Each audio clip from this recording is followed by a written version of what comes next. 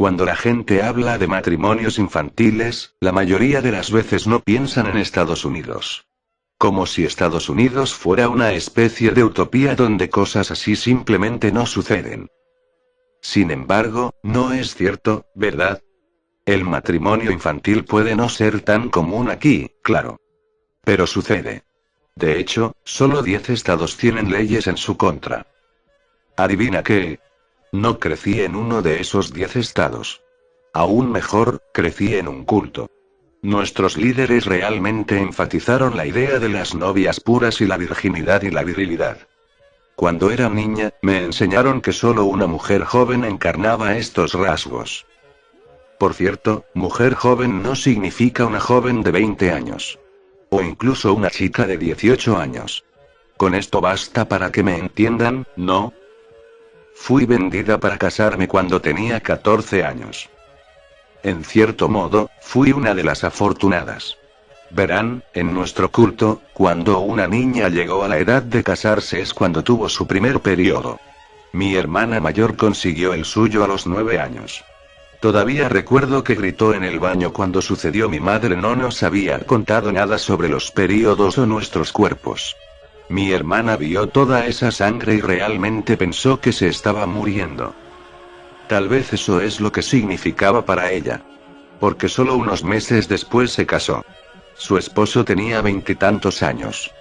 Lloró hasta quedarse dormida todas las noches hasta su boda. Nunca la volví a ver. Desde el día en que cumplí 9 años, vivía con el miedo mortal de terminar como mi hermana. Recé y pedí a nuestra versión de Dios que nunca alcanzara la mayoría de edad. Fue como una maldición para mí, enfrentar el mismo destino que mi hermana. Durante un tiempo, parecía que algo o alguien había respondido a mis oraciones, porque año tras año pasó y no llegó. Mis padres se inquietaron. Cuando tenía 12 años, mi padre revisaba mis bragas todas las noches para asegurarse de que no le estaba ocultando nada. Pero entonces, a mitad de mi 14º año, llegó. Llegó durante la noche y manchó mis sábanas y no había forma de ocultarlo. Mis padres estaban muy aliviados. Estaba tan molesta que realmente vomité cuando vi la prueba. Esas sábanas manchadas me habían condenado. El hombre al que me dieron tenía 43 años. ¿Puedes creerlo? ¿Te imaginas a tus propios padres solo regalándote a alguien así? Aunque siempre supe que me iba a pasar, todavía me dolía. Todavía envenenó algo muy dentro de mí. No esperaron tanto mi boda como lo hicieron con mi hermana. Aparentemente, mi futuro esposo tenía prisa porque nos casamos solo un mes después. No te aburriré con detalles sobre mi boda, o la primera vez que conocí a mi esposo, o el viaje a nuestro nuevo hogar. Tuve que ser arrastrada al auto, pateando y gritando. En cambio, te diré esto: todo cambió en el balcón. Una vez que me trajo a casa, me hizo pasar al dormitorio principal y, afortunadamente, me dejó allí sola por varias horas. Me dijo que no quería nada más que atenderme de la forma en que debería hacerlo un marido adecuado, y todos sabemos lo que eso significa, ¿no? Pero que primero tenía que ocuparse de algunos asuntos. Antes de salir de la habitación, y cerrarla con llave, me dijo que me vistiera con la lencería que me había dejado en la cama. Lo miré con disgusto antes de tirarlo al suelo y salir al balcón, que descubrí detrás de unas gruesas cortinas de piso a techo. Mis padres deben haber estado orgullosos de casarme con alguien tan rico. La noche estaba helada y había una ligera nevada que cubría lentamente el suelo.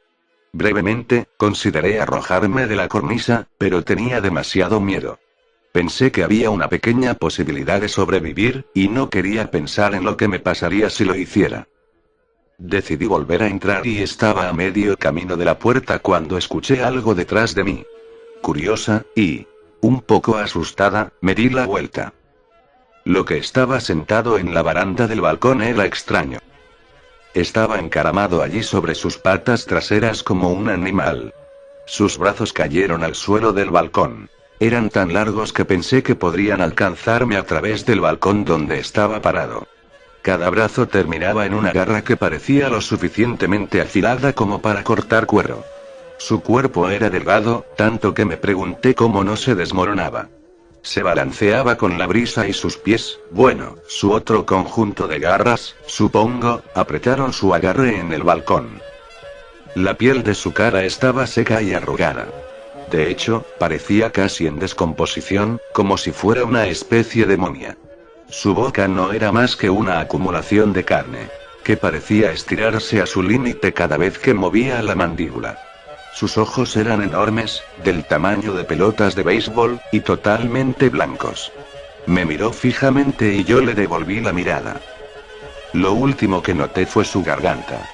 No había mucho que notar allí, realmente, excepto que tenía una pequeña hendidura que latía con cada respiración que tomaba.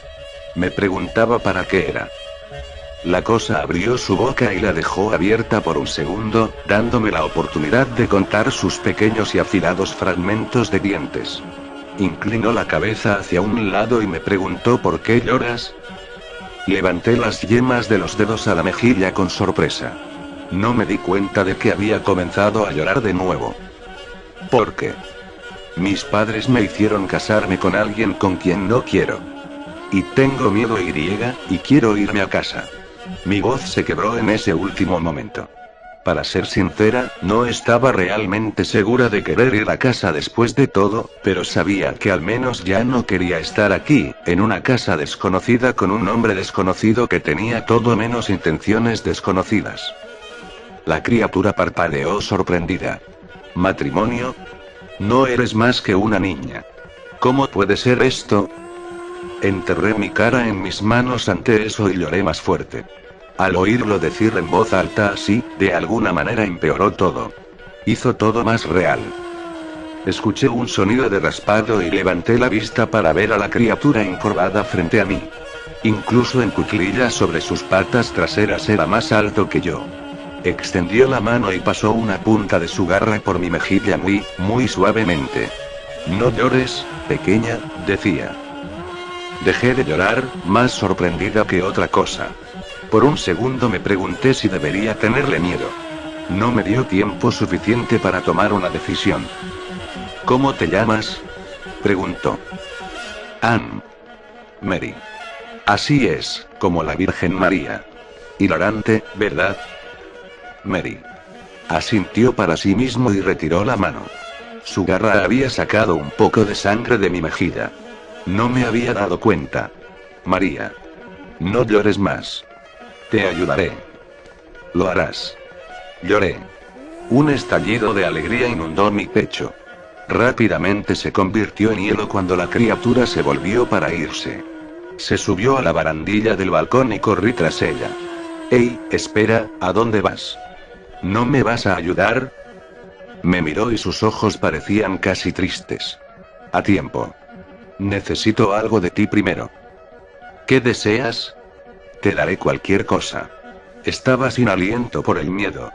No quería que se fuera, todavía no. Necesito tu odio. Cuando tengas suficiente, puedo ayudarte. Sentí mi corazón hundirse a través de las tablas del piso. Odiaba. Odiaba mucho, odiaba a mis padres y al hombre en la otra habitación y a todos los demás que vieron mi farsa de matrimonio y no hicieron nada para detenerlo. Tenía mucho odio y, sin embargo, no fue suficiente.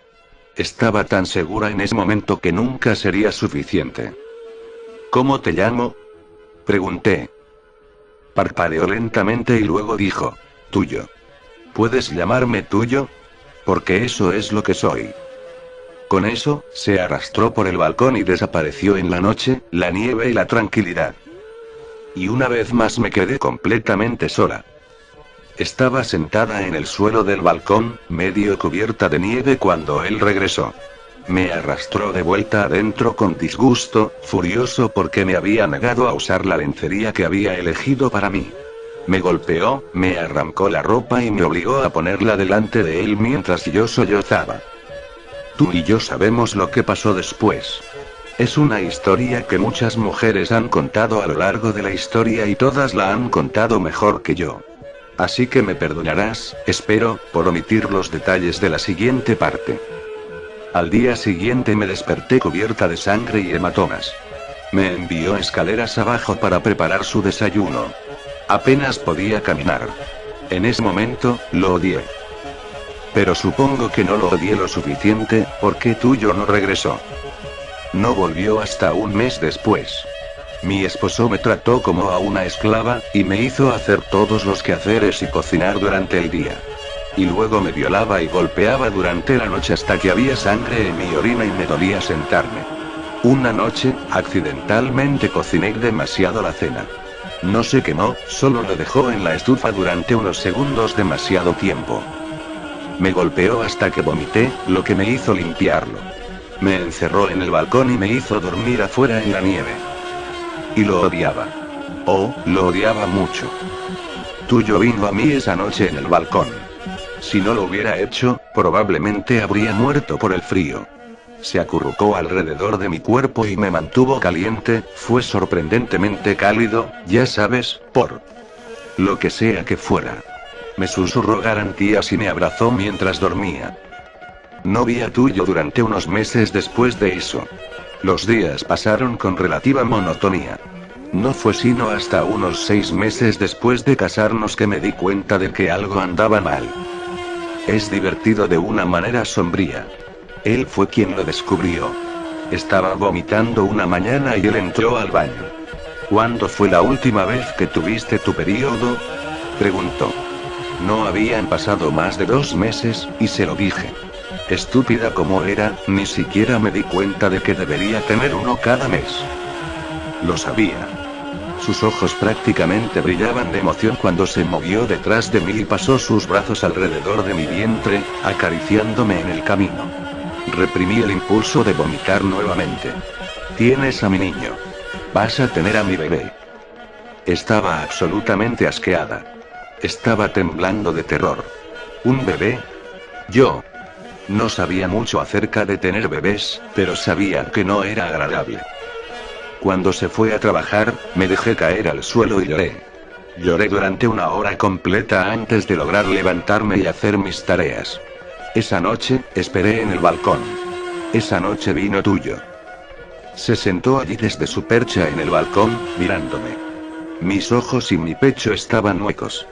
Lo odio. Realmente lo odio, dije. Tú, hijo la Tuyo. Me hizo señas acércate. Extendió la mano y arrastró una garra por mi mejilla, mirándome. Sus ojos sostuvieron los míos durante un largo minuto antes de sacudir la cabeza. No, no. No es suficiente. Grité cuando su garra se cayó. ¿Cuándo será suficiente? No puedo odiar más.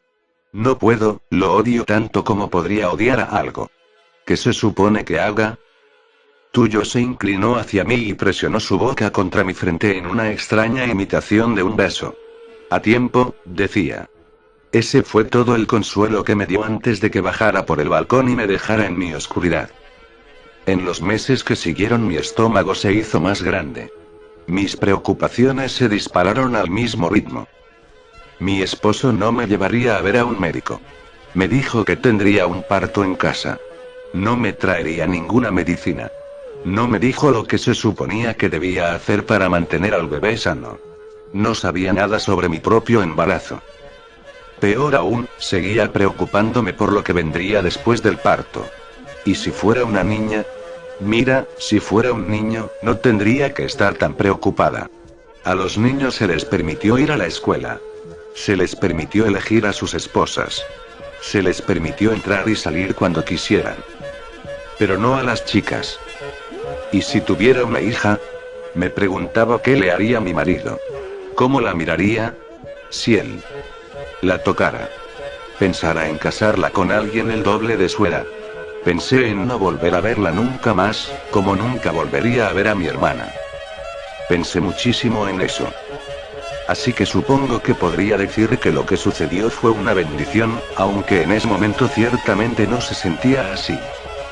Mi esposo llegó a casa borracho una noche. Enojado. Buscando una pelea. Algo había salido mal en el trabajo, supongo. Tuvo algunas noches así. Pero tontamente pensé que me dejaría en paz esta vez.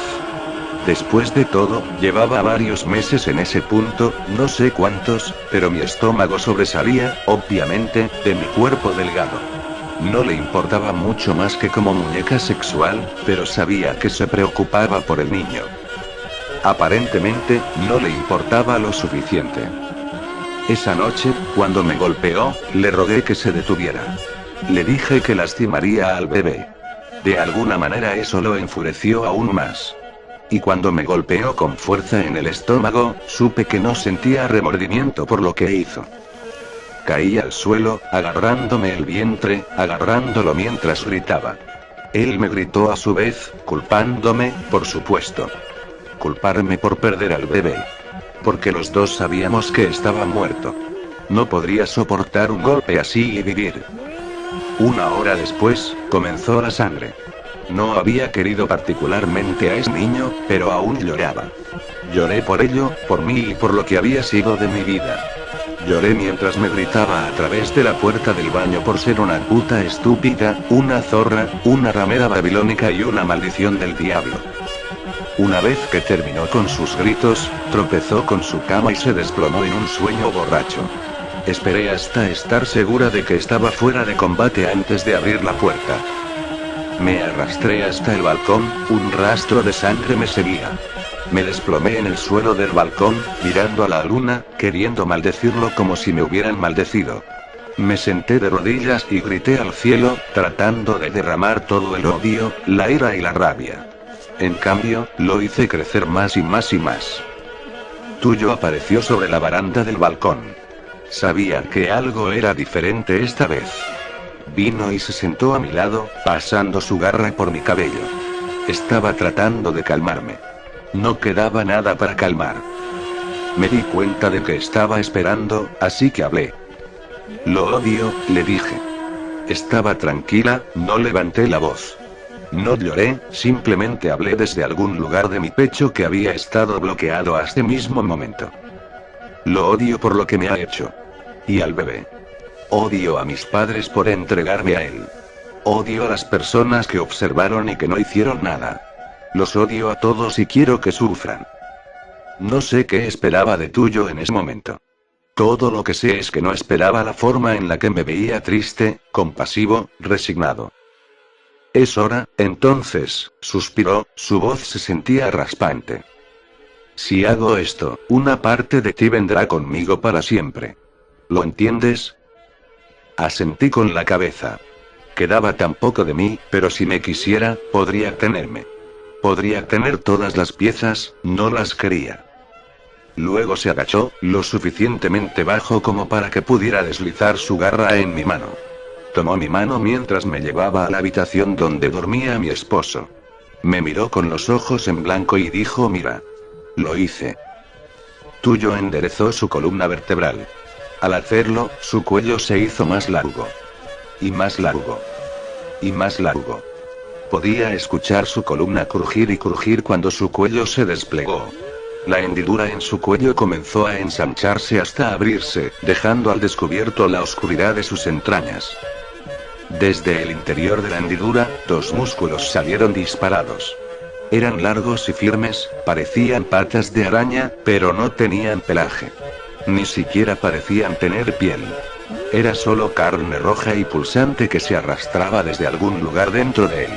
Un profundo sonido de crujidos emanaba del interior de su cuerpo mientras continuaba creciendo hasta alcanzar la máxima extensión.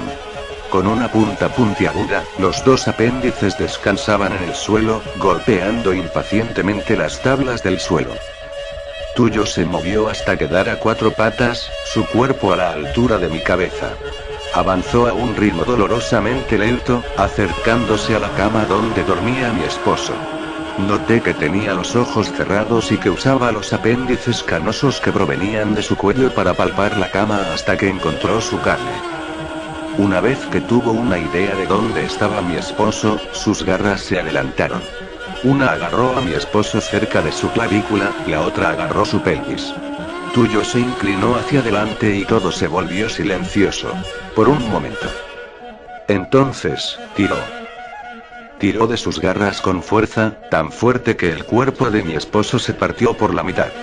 Cuando despertó y comenzó a gritar, ya estaba en dos partes separadas, sus órganos internos se derramaban entre ellos. Sus gritos agonizantes pronto se ahogaron por la sangre que llenaba su garganta. Mientras corría hacia la muerte, los extraños músculos que se extendían desde el cuello de Tuyo comenzaron a peinarse a través de sus órganos, separándolos y llevándolos de vuelta a las fauces en su cuello. Se tragó a mi marido, pieza por pieza, mientras sus garras rastrillaban su cuerpo, abriéndolo. Para cuando Tuyo se había comido hasta la saciedad, estaba medio consumido, un desastre de sangre y carne que era irreconocible como humano. Se retorció por un largo tiempo después de su muerte. Finalmente, los apéndices se retrajeron de nuevo en la garganta de Tuyo. El proceso tomó varios minutos, durante los cuales contemplé el desastre sangriento en la cama. Me preguntaba si siempre recordaría eso. Si tal vez, algún día, las imágenes de su rostro serían reemplazadas por esta imagen de mi triunfo. Solo podía esperar. Cuando Tuyo terminó, se arrastró hacia mí. ¿Qué pasa ahora? Soy Tuyo, respondió. Debes elegir. Un anciano amable en una camioneta me trajo al hospital varias horas después. Me había encontrado caminando al costado del camino, cubierta de sangre, la mayor parte mía, y me ofreció un aventón, sin hacer preguntas. No tuve miedo. Sabía que tenía un protector vigilándome, a un ángel guardián al que le faltaban las alas. La policía vino, por supuesto. Les conté cada detalle de lo que sucedió. Al principio, estaban horrorizados, luego desconcertados. Cuando terminé, estaban convencidos de que estaba loca. Estaban un poco menos convencidos después de que encontraron el cuerpo de mi esposo. O lo que quedaba de eso. Me sorprendió lo poco que tenía que lidiar con la policía, en realidad. Pensé que tal vez me encerrarían o abrirían una gran investigación o algo así. En cambio, me informaron que mi esposo había sido un hombre muy poderoso. Que si me hicieran conocer su matrimonio, podría convertirme en un objetivo. Me culparían de su muerte. Sería tratada como una puta que lo hizo matar.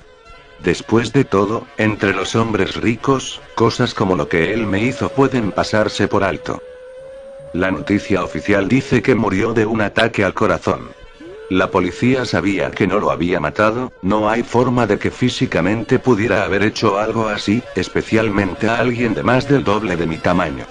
Probablemente pensaron que alguien lo había matado. Supongo que no estaban equivocados. Tan pronto como pude, salí del hospital y nunca miré hacia atrás. La siguiente visita que hice fue a mis padres. Me llevó un tiempo encontrarlos, apenas había salido de mi casa creciendo y ni siquiera sabía mi propia dirección. Pero los encontré. Estaban sorprendidos de verme. E inquietos. Me pregunto si alguna vez se sintieron culpables por lo que hicieron. De cualquier manera, no importaba. Les pregunté qué le pasó a mi hermana. Me dijeron que no sabían, pero me di cuenta de que estaban mintiendo. Tuyo me ayudó de nuevo. Los mantuvo presionados y los despellejó lentamente, manteniéndolos vivos durante horas mientras gritaban y rogaban piedad. Finalmente, me dijeron la verdad: mi hermana había sido asesinada por su esposo 2 años después de haberse casado. Dejé que Tuyo los matara entonces. No tuve más uso para ellos. Cuando terminó, busqué en la casa y robé tanto efectivo como pude encontrar. Estuve a la deriva durante los próximos años. Utilicé el dinero que les quité a mis padres para falsificar algunos documentos y poder conseguir trabajo. Eran falsificaciones obvias, pero a algunos empleadores realmente no les importa. Muchos de ellos me dieron trabajo por piedad, creo. Pensaban que estaba sola en el mundo. Pero nunca estuve sola. Siempre tuve la Tuyo para consolarme. Todavía no sé mucho sobre él. No sé qué es ni de dónde viene. De las pocas personas a las que le he contado, la mayoría parece pensar que es una especie de demonio. Sé que eso no es verdad. Nadie puede vivir lo que yo he vivido y aún creer en Dios. La gente como yo no tiene el lujo de ese tipo de fantasía. No, creo que Tuyo es solo otra criatura, como tú o yo, que intenta abrirse camino en el mundo. Y lo he querido con el tiempo, puedo decir. Ahora sé lo que significaba cuando me decía que tenía que darle una parte de mí. Ya ves, me quita un pequeño pedazo de mi humanidad. No pude sentirlo al principio. Después de todo, no creía que me quedara humanidad. Pero después de que vi morir a mis padres en sus manos, pude sentir que algo en mí estaba cambiando. Sucede solo un poco a la vez, pero de todos modos sucede. No quería hacer eso. No quería quitarme nada. Pero era la única forma de salvarme. Es lo que debe ser las consecuencias de nuestro acuerdo. Yo he llorado mucho. Lloro por la humanidad que he perdido y por la infancia que nunca tuve. Lloro porque no puedo amar. Bueno, eso no es verdad. Amo tuyo. No amo nada más. No creo que lo haga nunca. Cada día, cuando me miro en el espejo, veo algo que es un poco menos que humano. Tal vez eso es lo que está haciendo. O tal vez una parte sustancial de mi humanidad murió cuando me forzaron a ese matrimonio. Nunca lo sabré. Además, no me importa particularmente. Últimamente, he estado pensando en todas las otras niñas atrapadas en estos matrimonios en todo Estados Unidos. Las que piensan que han sido abandonadas, olvidadas. Las que esperan que alguien venga a que las salven, porque no pueden salvarse a sí mismas. Ahora también me duele que haya tomado mi decisión. Pero no me arrepentiré. No me arrepentiré de haber dado mi vida y mi humanidad por algo más grande que yo. Quizás con el tiempo, yo también sea como tuyo. O, tuyo será como yo. Solo espero que se quede conmigo para no tener que estar sola.